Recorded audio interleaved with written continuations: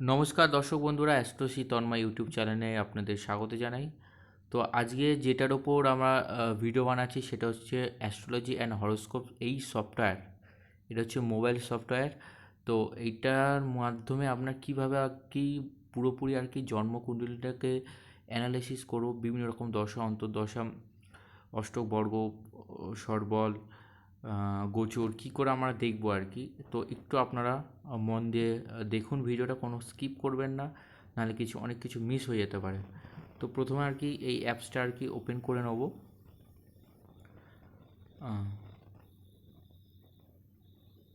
যে কোনো একটা ডেট অফ বার্থ দিলাম, ধরুন আজকেরই ডেট অফ বার্থটা পুট করলাম, কলকাতা করে দিলাম।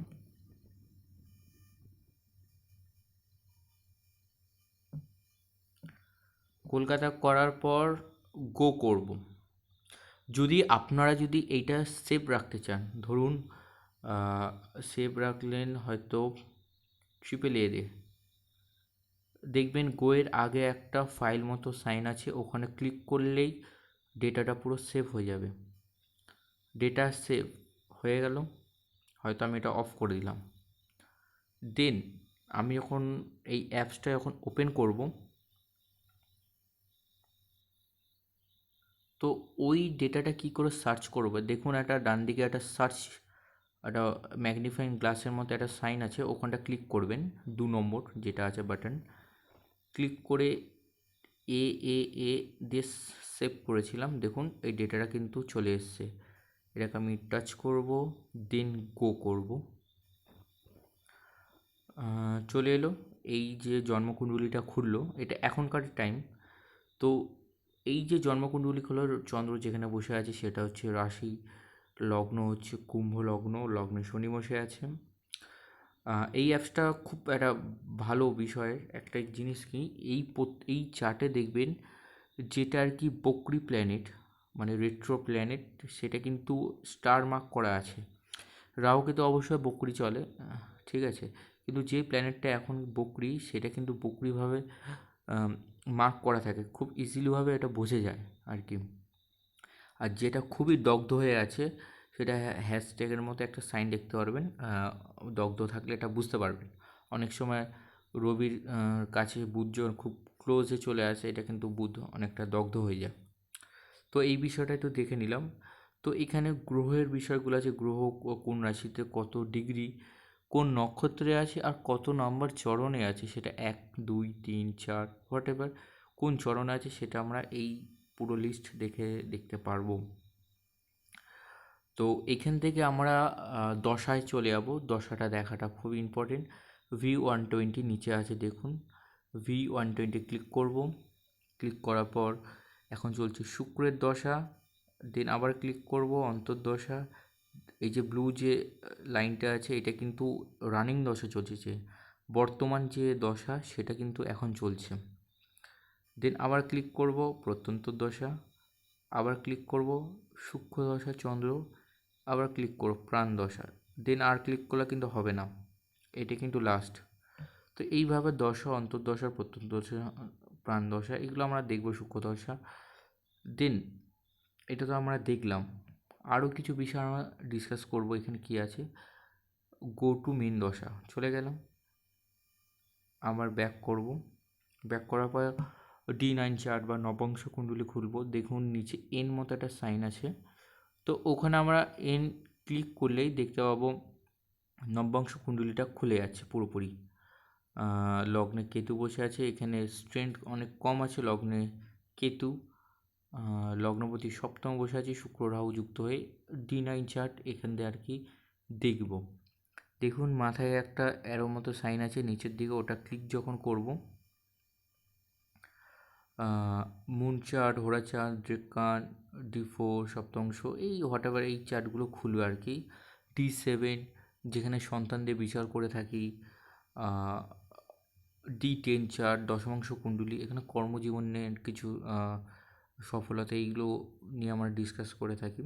এখানে যা যা আপনাদের যেটা দরকার রিকোয়ারমেন্ট সেই অনুযায়ী খুলবে। লাস্টের চার্টটা হচ্ছে D60, এইখানে ওই কুণ্ডলীটা দেখা যাবে। তো এই এন অপশানটা খুললে ও রেসপেক্টের সমস্ত কিছু কিন্তু কুণ্ডলীগুলো খুলে যাবে। D1 chart, D2 chart, D24, D7, D4, D9, D12, D10, D30, D60, এগুলো কিন্তু এই চার্ট দিয়ে খুলে যাবে। দেন আবার ব্যাক করব। এটা গেল নবংশ কুণ্ডলীর আন্ডারে আরও কী কী আছে।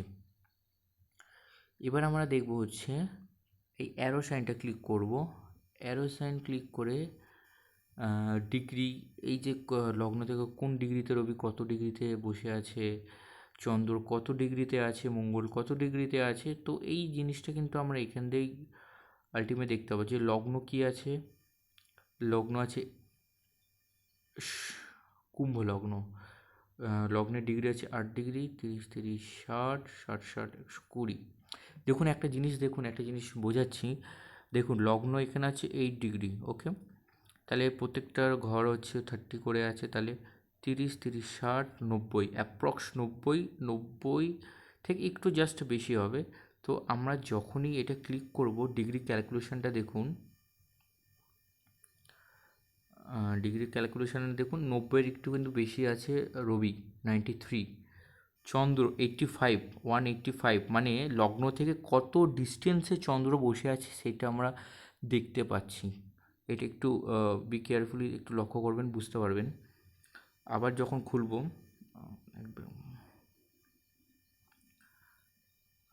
যদি দেখি লগ্ন থেকে বুধ কত ডিগ্রি আছে 69, একটু ক্যালকুলেট করে দেখুন। লগ্ন আছে এখানে আছে 22, 30, আর বাকিটা অ্যাড করে দেবেন, সেটাই পেয়ে যাবেন। তো এবার এইখান থেকে আমরা দেখে নেব। এছাড়া মেন ডিটেলস থেকে কোন বারে জন্মে, মানে আজকে শনিবার, তো শনিবারের ডেট টাইম এটা দিয়ে দিয়েছে। দেন আমি আবার ব্যাক করব। অবকানন্দ চক্র, এইখান থেকে আমরা মোস্ট ইম্পর্টেন্ট ডিটেলসগুলো জানতে পারবো যে কুম্ভ লগ্ন, লগ্নপতি শনি, রাশি হচ্ছে সিংহ, রাশি অধিপতি হচ্ছে রবি, প্রত্যেকটা নক্ষত্রপতি, চরণ, মাস, তিথি, পক্ষ, করণ হচ্ছে করণ শনি, চর, গণ মনুষ্য যেটা আমরা বলি নরগণ, তত্ত্ব কী আছে জল তত্ত্ব, আদ্য অক্ষর খ, পেটকাটন স, তো এইগুলো বিষয় আর কি আছে আর কি। তো পায়া কি আছে, তাম্র পায়া, অনেক সময় লৌহ, রূপো, সোনা এগুলো থাকে আর কি এই বিষয়। তো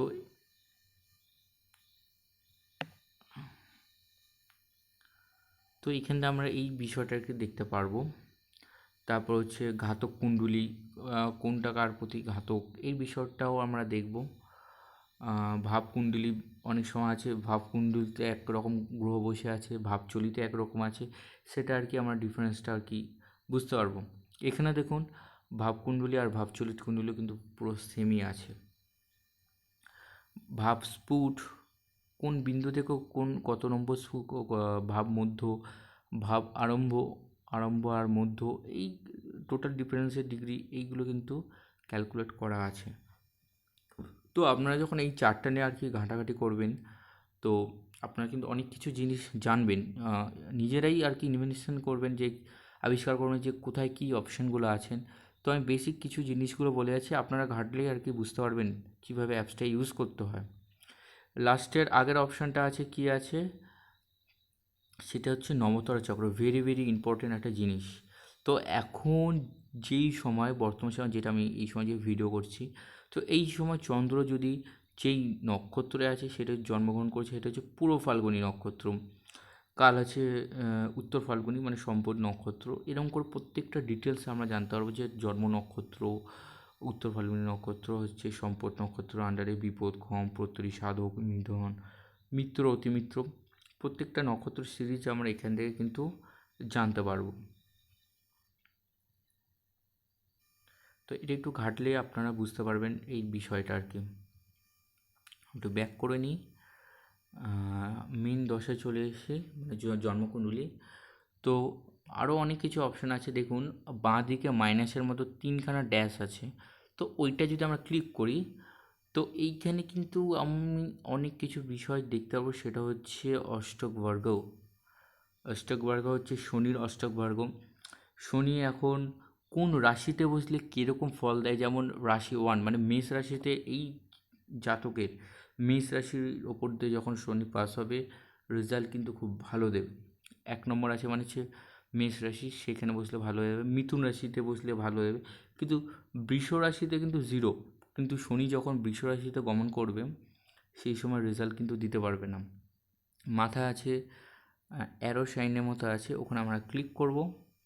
ক্লিক করে দেখব এখানে জুপিটার, মার্স, সান, ভেনাস, মার্কারি, মুন, তারপর হচ্ছে রাহু, এই ধরনের আছে। তো আমরা রবিরও এটা দেখতে পারবো, জুপিটার, বৃহস্পতি এটা দেখতে পারবো। তো বৃহস্পতির এই জাতকের হচ্ছে যদি ধরি এখন বৃহস্পতি বসে আছে সিংহ।